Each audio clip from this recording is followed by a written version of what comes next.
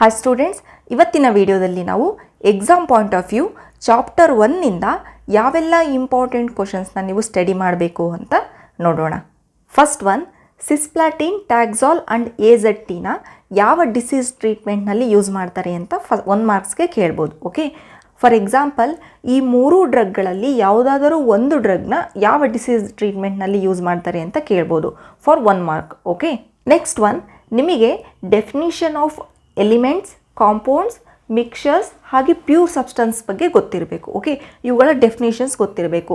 ಅವರು ನಿಮಗೆ ಇವುಗಳನ್ನ ಡಿಫೈನ್ ಮಾಡಿ ಅಂತ ಸಹ ಕೇಳ್ಬೋದು, ಅಥವಾ ಕೆಲವೊಮ್ಮೆ ಇವುಗಳ ಡಿಫ್ರೆನ್ಸ್ ಅಂದರೆ ಎಲಿಮೆಂಟ್ ಹಾಗೆ ಕಾಂಪೌಂಡ್ಗೆ ಏನು ಡಿಫ್ರೆನ್ಸ್, ಮಿಕ್ಸರ್ಸ್ಗೆ ಹಾಗೆ ಪ್ಯೂರ್ ಸಬ್ಸ್ಟೆನ್ಸ್ಗೆ ಏನು ಡಿಫ್ರೆನ್ಸ್ ಅಂತ ಸಹ ಕೇಳ್ಬೋದು. Okay, next homogeneous mixture and heterogeneous mixture with examples ಕೇಳ್ಬೋದು.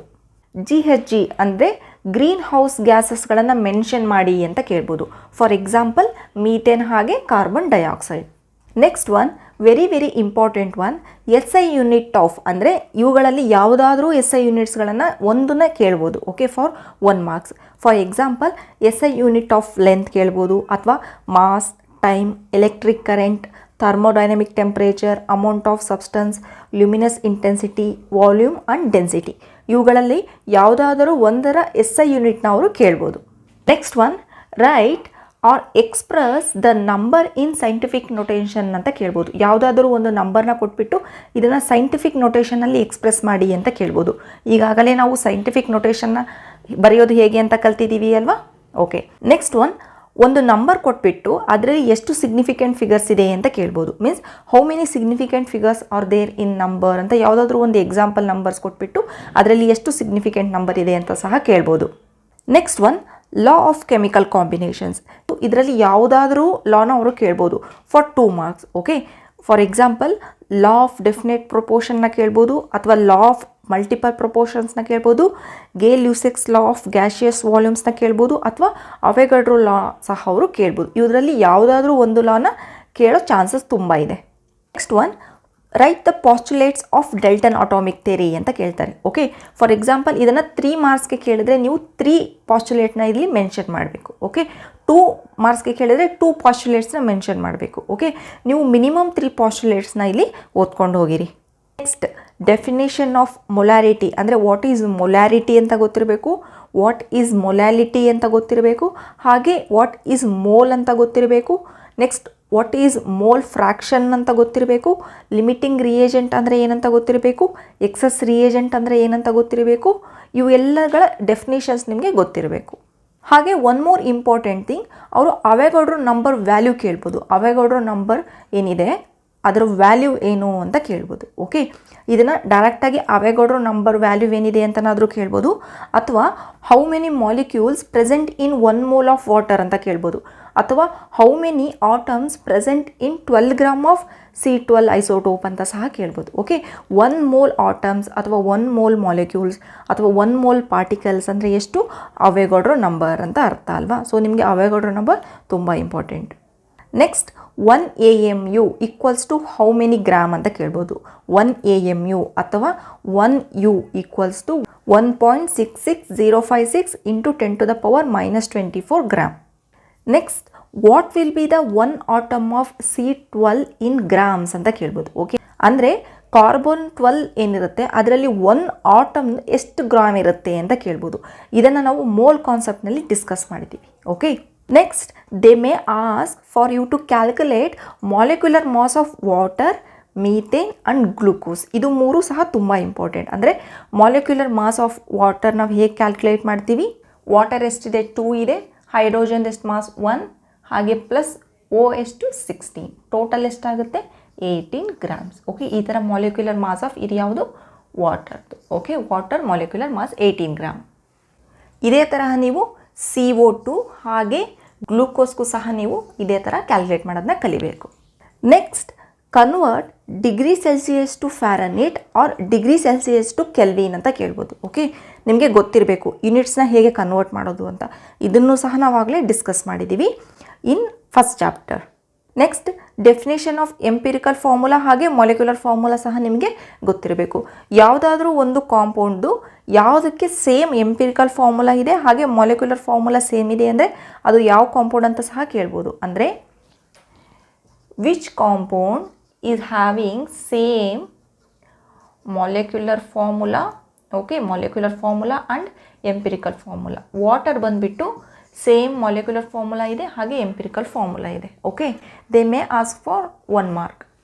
ನೆಕ್ಸ್ಟ್ ಮೊಲಾರಿಟಿನ ಕ್ಯಾಲ್ಕುಲೇಟ್ ಮಾಡಿ ಅಂತ ಕೇಳ್ಬೋದು. ಫಾರ್ ಎಕ್ಸಾಂಪಲ್ ಸಿಂಪಲ್ ಕ್ವಶನ್ಸ್ನ ಕೇಳ್ತಾರೆ ಮೊಲಾರಿಟಿ ಕ್ಯಾಲ್ಕುಲೇಷನ್ ಇದ್ದರೆ. ಓಕೆ, ಫಾರ್ ಎಕ್ಸಾಂಪಲ್ ಈ ಕ್ವಶನಲ್ಲಿ ಮೊಲಾರಿಟಿ ಹೇಗೆ ಕ್ಯಾಲ್ಕುಲೇಟ್ ಮಾಡೋದು ಅಂದರೆ ಇಲ್ಲಿ ಮೊಲಾರಿಟಿ ಈಕ್ವಲ್ಸ್ ಟು ಏನು, number of moles divided by volume ಅಲ್ವಾ. ವಾಲ್ಯೂಮ್ ಇನ್ ಲೀಟರ್ ಇರುತ್ತೆ. ನಂಬರ್ ಆಫ್ ಮೋಲ್ಸ್ ಅಂದರೆ ಏನು, mass given divided by molar mass ಅಲ್ವಾ. Next volume in litre equals to mass given ಎಷ್ಟಿದೆ 4 ಗ್ರಾಮ್ ಇದೆ NaOH ಅಲ್ವಾ. ಹಾಗೆ ಮೋಲಾರ್ ಮಾಸ್ ಎಷ್ಟಿದೆ 40 ಗ್ರಾಮ್ ಇದೆ. ಡಿವೈಡೆಡ್ ಬೈ ಎಷ್ಟು ಹೇಳಿದ್ದಾರೆ ನಮಗೆ 250 ml ಅಂದಿದ್ದಾರೆ. If you convert that to litre ಅಂದರೆ 0.250 ಆಗುತ್ತೆ. ಇಟ್ ವಿಲ್ ಬಿ 0.4 ಮೋಲಾರ್ ಆಗುತ್ತೆ. ಹಾಗೆ ಮೊಲಾಲಿಟಿ ಕ್ಯಾಲ್ಕುಲೇಷನ್ ಸಹ ಕೇಳ್ಬೋದು. ಈಗಾಗಲೇ ನಾನು ಮೊಲಾಲಿಟಿ ಕ್ಯಾಲ್ಕುಲೇಷನ್ಸ್ನ ಮೊಲಾಲಿಟಿ ವಿಡಿಯೋದಲ್ಲಿ ಹೇಳಿದ್ದೇನೆ. ಡೆನ್ಸಿಟಿ ಕೊಟ್ಬಿಟ್ಟು ಮೊಲಾಲಿಟಿ ಕ್ಯಾಲ್ಕುಲೇಟ್ ಮಾಡಿ ಅಂತ ಹೇಳ್ಬೋದು. ಆ ವಿಡಿಯೋನ ರೆಫರ್ ಮಾಡಿ. ನೆಕ್ಸ್ಟ್ ಪರ್ಸೆಂಟ್ ನ್ಯಾಚುರಲ್ ಅಬಂಡೆನ್ಸ್ ಹಾಗೆ ಮೋಲಾರ್ ಮಾಸ್ ಕೊಟ್ಬಿಟ್ಟು ನಿಮಗೆ ಅವರು ಆವ್ರೇಜ್ ಅಟೋಮಿಕ್ ಮಾಸ್ನ ಕ್ಯಾಲ್ಕುಲೇಟ್ ಮಾಡಿ ಅಂತ ಸಹ ಕೇಳ್ಬೋದು. ಫಾರ್ ಎಕ್ಸಾಂಪಲ್ ಈ ಕ್ವಶನ್ಗೆ ನೀವು ಇಲ್ಲಿ ನ್ಯಾಚುರಲ್ ಅಬಂಡೆನ್ಸ್ ಕೊಟ್ಟಿದ್ದಾರೆ ಹಾಗೆ ಮೋಲಾರ್ ಮಾಸ್ ಕೊಟ್ಟಿದ್ದಾರೆ. ಇಲ್ಲಿ ನೀವು ಆವ್ರೇಜ್ ಅಟೋಮಿಕ್ ಮಾಸ್ನ ಕ್ಯಾಲ್ಕುಲೇಟ್ ಮಾಡಿ ಅಂತ ಈ ಥರ ಎಕ್ಸಾಂಪಲ್, ಫಾರ್ ಎಕ್ಸಾಂಪಲ್ ನಾನು ಹೇಳ್ತಿರೋದು. ಈ ಥರ ಕ್ವಶನ್ ಸಹ ನಿಮಗೆ ರೈಸ್ ಆಗ್ಬೋದು ಫಾರ್ 2 ಮಾರ್ಕ್ಸ್. ನೆಕ್ಸ್ಟ್ ಒನ್, ನಿಮಗೆ ಒಂದು ಕಂಬಷನ್ ರಿಯಾಕ್ಷನ್ನಲ್ಲಿ, ಅಂದರೆ ಕಂಬಷನ್ ರಿಯಾಕ್ಷನ್ ಅಂದರೆ ಏನಾಗುತ್ತೆ, CH4 ಪ್ಲಸ್ O2 ರಿಯಾಕ್ಟ್ ಆಗಿಬಿಟ್ಟು ಏನು ಬರುತ್ತೆ, CO2 ಪ್ಲಸ್ H2O ಬರುತ್ತೆ. ಇದನ್ನು ನಾವು ಬ್ಯಾಲೆನ್ಸ್ ಮಾಡಿದ್ರೆ 2O2 2O2 2H2O ಅಲ್ವಾ. ಈಗ ಬ್ಯಾಲೆನ್ಸಿಂಗ್ ಈಕ್ವೇಷನ್ ಹೇಗೆ ಮಾಡೋದು ಅಂತ ಆಲ್ರೆಡಿ ಡಿಸ್ಕಸ್ ಮಾಡಿದ್ದೀವಿ ಅಲ್ವಾ. ಈ ತರಹದ ಪ್ರಾಬ್ಲಮ್ಸ್ನ ನಾವು ಸ್ಟೈಕ್ಯೋಮೆಟ್ರಿನಲ್ಲಿ ಕ್ಯಾಲ್ಕುಲೇಟ್ ಮಾಡಿದ್ದೀವಿ. ಫಾರ್ ಎಕ್ಸಾಂಪಲ್ ಹಿಯರ್ ಅವ್ರು ಏನು ಕೇಳಿದರೆ 16 ಗ್ರಾಮ್ ಆಫ್ ಮೀಥೇನ್ ಎಷ್ಟು ವಾಟರ್ನ ಪ್ರೊಡ್ಯೂಸ್ ಮಾಡುತ್ತೆ ಅಮೌಂಟ್ ಇನ್ ಟರ್ಮ್ಸ್ ಆಫ್ ಗ್ರಾಮಲ್ಲಿ ಕೇಳಿದ್ದಾರೆ. 60 ಗ್ರಾಮ್ ಮೀಥೇನ್ ನಮಗೇನಾದ್ರೂ ರಿಯಾಕ್ಟ್ ಆದರೆ ಎಷ್ಟು ವಾಟರ್ ಬರುತ್ತೆ ಇನ್ ಟರ್ಮ್ಸ್ ಆಫ್ ಗ್ರಾಮಲ್ಲಿ ಕ್ಯಾಲ್ಕುಲೇಟ್ ಮಾಡಿ ಅಂತ ಹೇಳಿದ್ದಾರೆ. ಇದನ್ನು ಹೌದು ಅಲ್ವಾ, ಎಷ್ಟು ಬರುತ್ತೆ ಇಲ್ಲಿ ವಾಟರ್ ಅಂತ ಕೇಳಿದ್ದಾರೆ ಮೀಥೇನ್ ರಿಯಾಕ್ಟ್ ಆದರೆ. ನಮಗೆ ಒರಿಜಿನಲ್ ಆಗಿ ಎಷ್ಟು CH4 ಬಂದಿದೆ, CH4 ಇದೆ ಅಲ್ವಾ.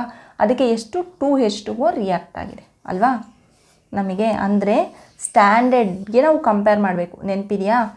ಸ್ಟ್ಯಾಂಡರ್ಡ್ ಕಂಪೇರ್ ಮಾಡಿದರೆ ಇಲ್ಲಿ C ಎಷ್ಟು 12 ಪ್ಲಸ್ 4H2O ಅಂದರೆ 4H ಅಂದರೆ 1 ಈಕ್ವಲ್ಸ್ 16 ಗ್ರಾಮ್ ಆಗುತ್ತೆ ಅಲ್ವಾ.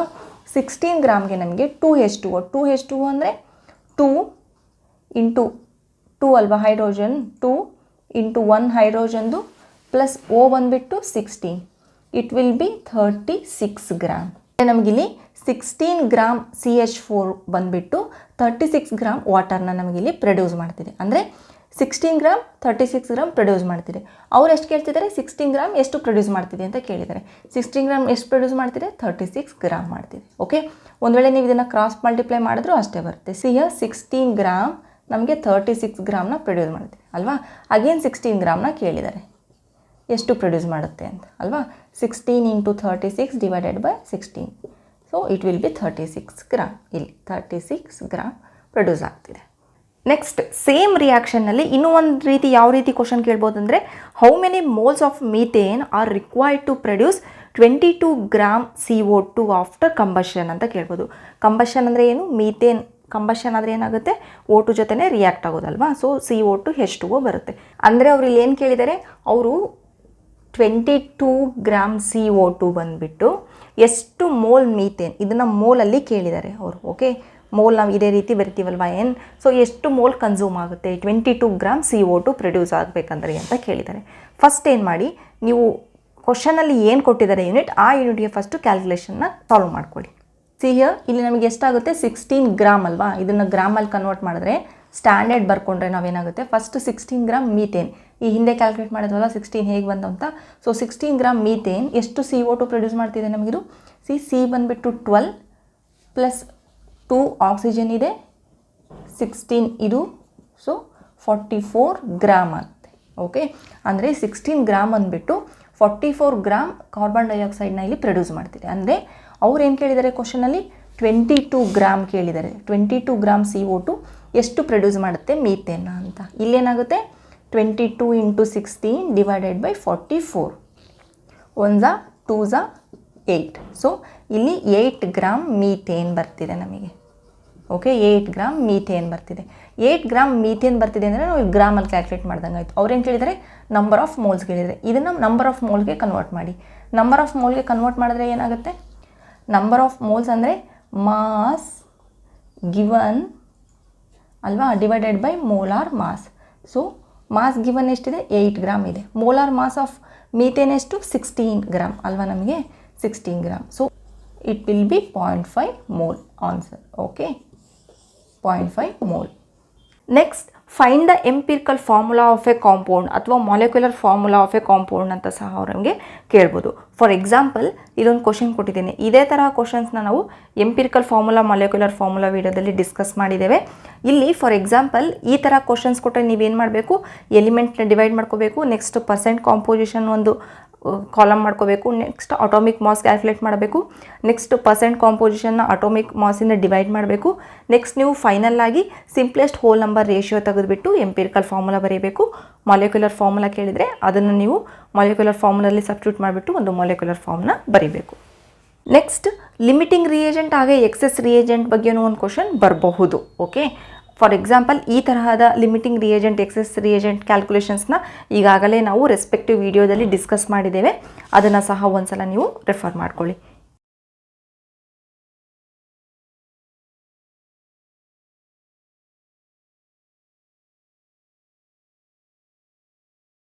ಇಲ್ಲಿವರೆಗೂ ಏನು ಡಿಸ್ಕಸ್ ಮಾಡಿದ್ದೀವಿ ಇದೆಲ್ಲ ಬಂದುಬಿಟ್ಟು important questions from chapter 1. Okay, ಈ ಕ್ವಶನ್ಸ್ ನಿಮಗೆ ಆಲ್ಮೋಸ್ಟ್ ಬರುತ್ತೆ.